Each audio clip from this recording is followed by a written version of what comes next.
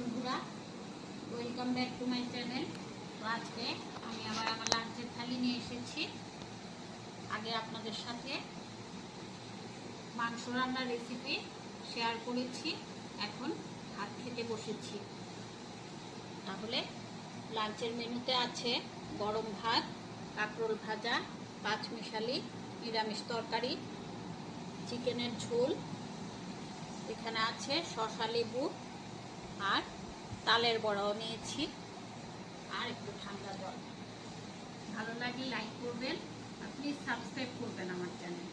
তাহলে খাওয়া শুরু করি। নিরামিষ দিয়ে খাই আগে।